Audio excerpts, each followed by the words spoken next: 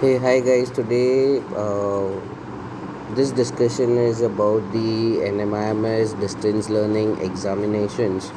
Now, many people have been messaging saying that we don't know how do the exams come, and people are still under doubts that what will be the passing marks and how many marks do we have to score in assignment or in the term end exams.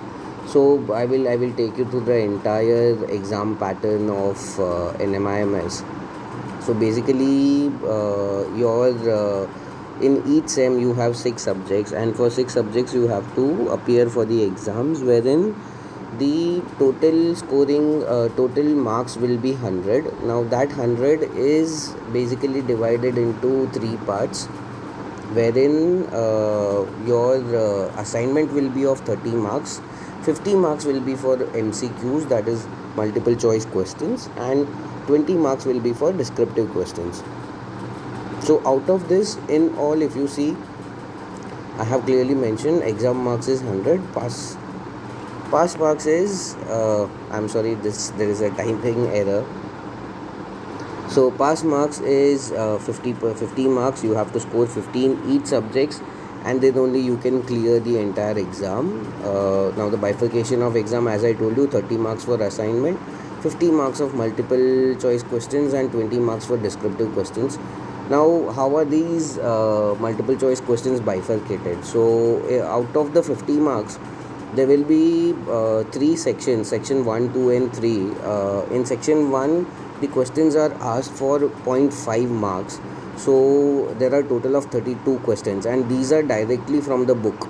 So it can be any statement from the book, it can be filled in the blanks, it can be defined. There is a definition given, and you have to identify what is this definition about, or there will be a author given, or there will be an identity given, and you have to identify this person has invented what theory, or what type of uh, invention is being done. So this would be the type of questions which will be asked in the point 0.5 marks questions.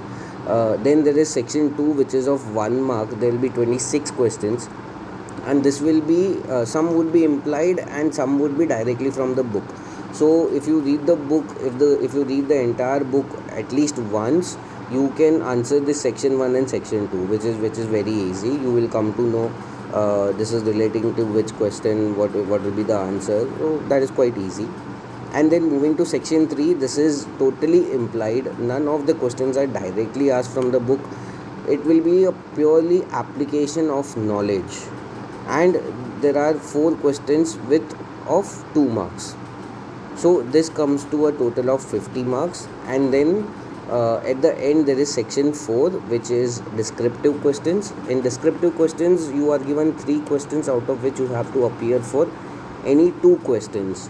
Now the question which many people ask is, what if I answer all the 3 questions? So if you are answering all the 3 questions, the best of 2 would be taken, and the marks would be considered for your scoring.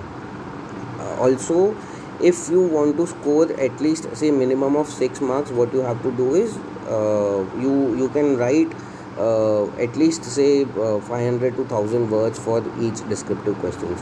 Now basically, people are still confused on how do we score in the how do we pass, or how do we score more than 15 in the exams, including the assignments.